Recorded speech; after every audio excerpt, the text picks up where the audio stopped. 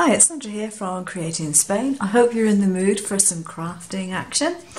Today I'm going to be talking to you about stage pop-ups. Now that's this sort of thing.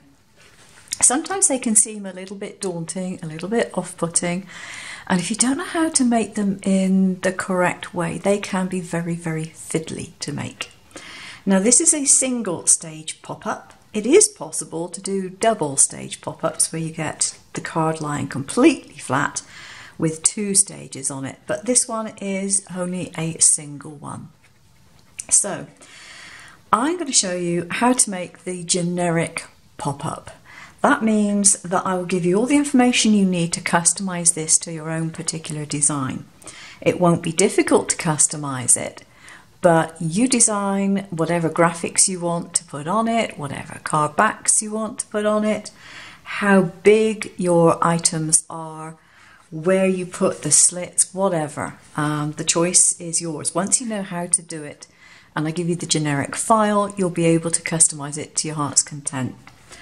So I'm going to start off with this piece of card, A5, folded in half, and I have glued on some decorative papers simply to make it a little more interesting.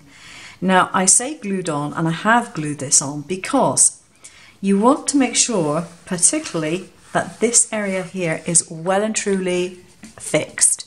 You really don't want that to lift up. Okay, so make sure if you use double-sided tape that it's a strong enough one to cope with that.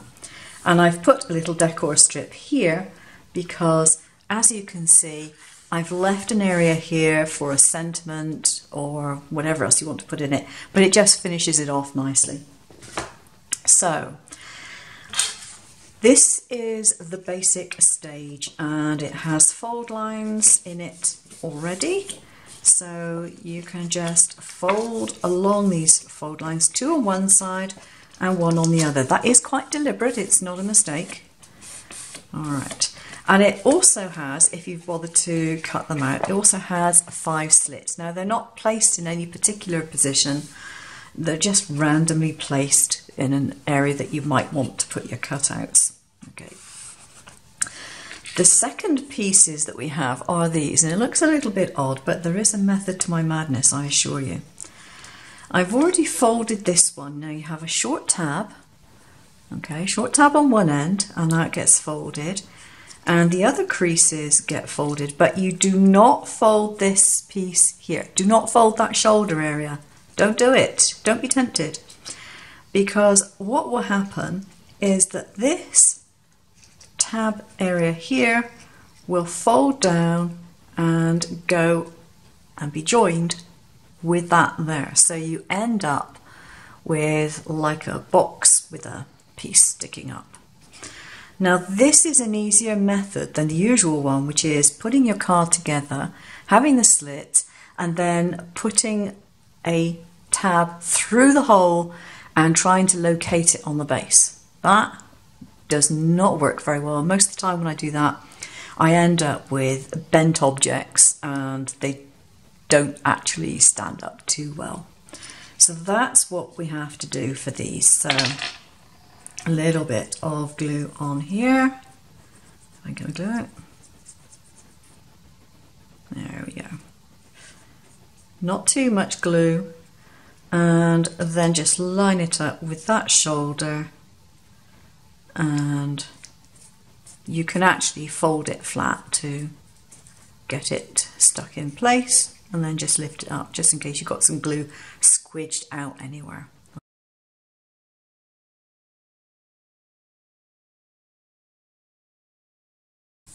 There we go, so I've got 5 of them. I think I've got 5 slits. 1, 2, 3, 4. Yeah, I've got 5 slits. Just checking. Can't remember how many I put in. Right. So the way to use these is very, very simple. You want to work from the back of your card to the front, and the crease line, the single crease line, is the one which is at the back or the center of your card. And so you just slide these through the holes. Now in the file, what I've done is I've repeated this design, but I've given you different widths so that if you are cutting them, you can just simply cut the different widths that you require. Oops, I was about to put that one in the wrong way. And of course, if you're using them on a cutter, you just uncheck the box that says to do it widthways and lengthways, as it were, and you just do it on the width. So I've actually made these slots quite tight, quite deliberately tight. And the good thing with this is it doesn't really matter too much if I slightly bend the tops of this, because this isn't what's going to show at the end of the day. This is just the support mechanism. So put all these in. And as you can see, you end up with lots of little boxes on the base. And this gives you a bit of added support for your figurines. But it also means it is so much easier to actually put them in place. Now, if you are sure of your placement and so on and so forth, and you know you've got it exactly right, what you can do is you can put some glue or some tape on here and again on the bottom, and you can do that before you put it in place. But basically, that is it. You have your mechanism that you need. Now, all these are going to be folded in that direction. So if you're going to put tape or glue on, you put it on that area there. Now, you notice in this particular case, I can't do it on the front going in that way because I wouldn't be able to stick that down. So for the front line or the back line ones, I'm going to fold them in the other direction for the moment because I need to stick this bit down. So this is the first bit, and what you do is you bring it up right to the center line, okay, all the way up to the center line there, and you will put some tape or some glue on there, and then this will be folded over and it will pick it up. So I'm going to do that. Now, I have just worked out how best to use this double-sided tape. Would you believe it's taken me all this time? I feel so stupid. Do you have difficulty getting the liner off? Because I always have. And I've recently worked out the trick. Take your double-sided tape and bend back the tiniest little amount that you can bend. And then, with a nail, you should be able to peel off the last bit because the tape will stick to itself. Like that. And then you have the end ready. Oh, bliss. I cannot believe it has taken me that long to work out how best to do it. I've used double-sided tape for a long time and I've always struggled with it, and that's how best to do it. Oh, feel like a complete and utter idiot. Right, so now, voila. Oh, that is so much easier. Oh. Right, okay, put it right the way up to your join. And that's there. Close the card down over it, burnish it nicely, and bring it up. And as you can see, you will have your platform in place. At the moment they're a bit squished, so you want to unsquish them. So I need to put some tape or glue on all of these, and I'll come back when I've done that. And when you finish that, all you have to do is to close your card, put tape on there, fold it right the way under, like that, and then open it and your stage will be set. So if you're happy with the placement of these, then you can go ahead. If you're not happy, then there is a nice easy way around things. Just put a decorative paper over the top and recut some holes. That's all it is. Okay, so I'll come back when I've got that sorted out. Right, so I've got all the tops or the bases, whichever way you like to think of it, actually glued down on here. This bit here is glued. Alright, but I haven't put any glue on here yet. So you can either use tape or glue choice is yours, but what you want to do is to preferably put them all in one direction because it makes it less likely you're going to mess up, and put the glue or the tape on the bases. So I'm just going to give them a quick squidge of glue like that, and I'm also going to put some glue along here. Now you want to put it very close to the fold,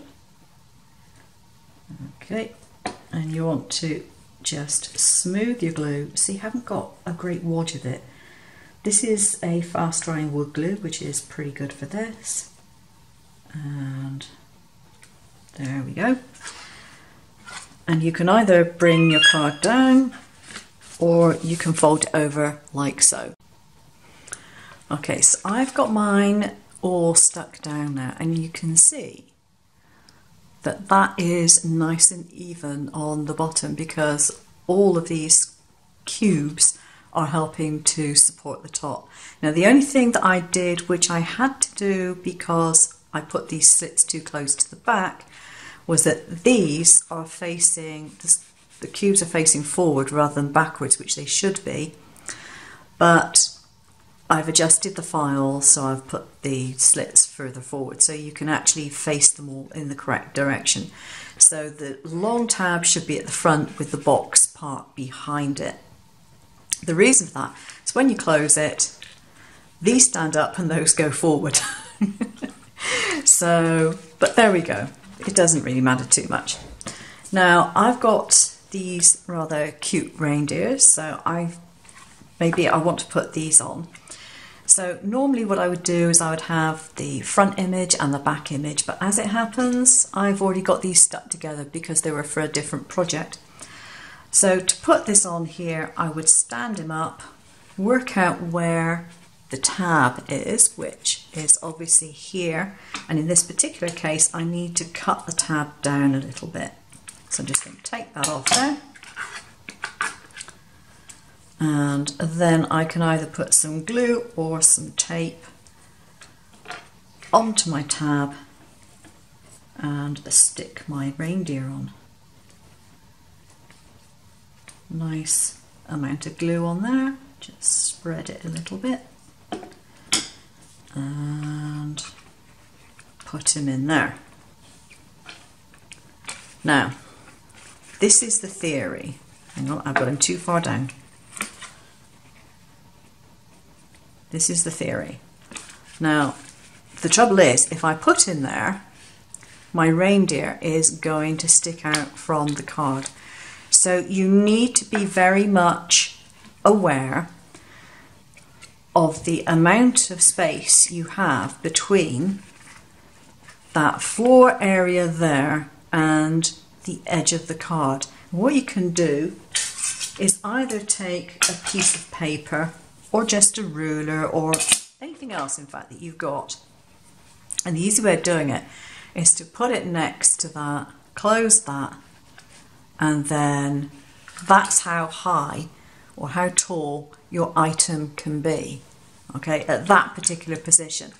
Obviously if you put them at the back, then you've got a greater height that you can have.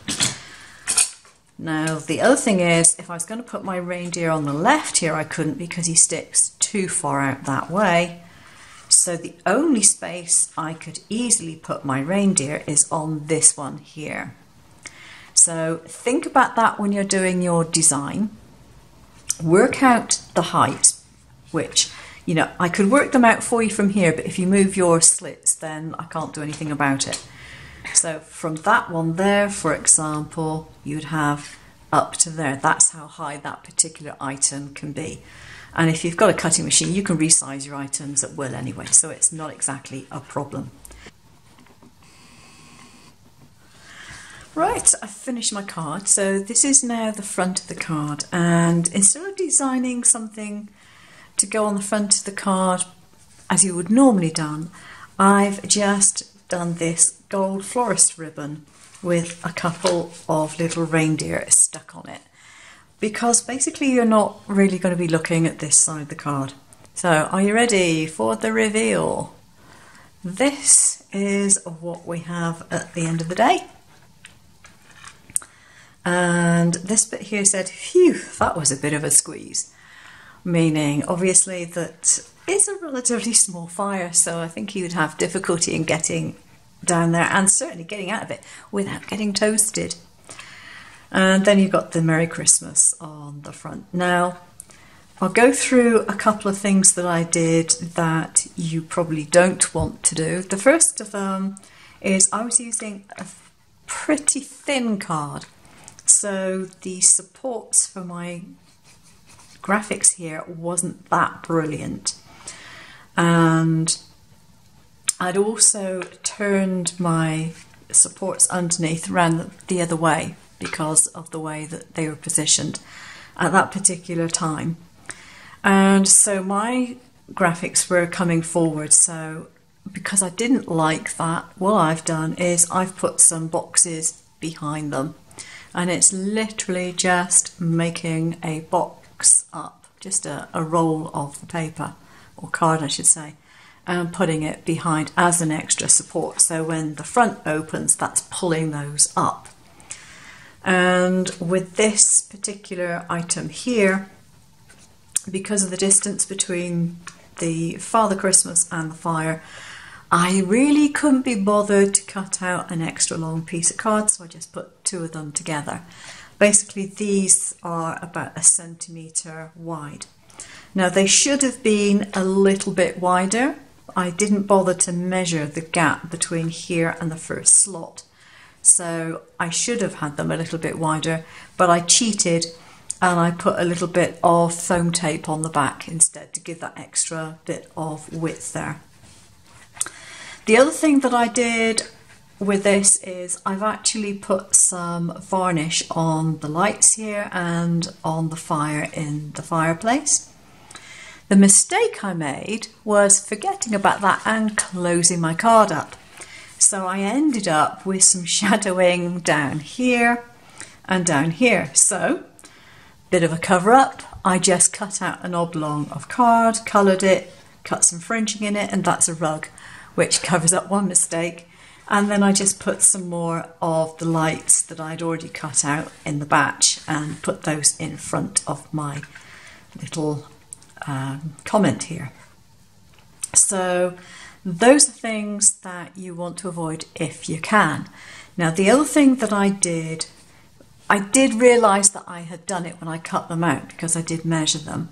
I made these slightly bigger than they would be able to go in this card, but that's because I actually wanted them to be of a decent size. So all I've done is I've cut out another backing card, because this was quite a thin card anyway, cut out another backing card and slotted it into the seam. So yeah, that works quite nicely. And I think actually it makes it a lot better because you have that kind of frame there. So I really quite like this one. I hope you will too. All the graphics from here, apart from this, and that's my own writing, came from Pixabay. So, you know, if you're stuck for images, do some print and cuts. I deliberately chose images for print and cut from Pixabay because I know although I can draw things, some people can't. So I figured it would be a lot better if I gave you something that you could actually get online for yourself. So that's it. I hope you like it, I hope you make it, and I hope you have fun doing so. Take care now. Bye bye.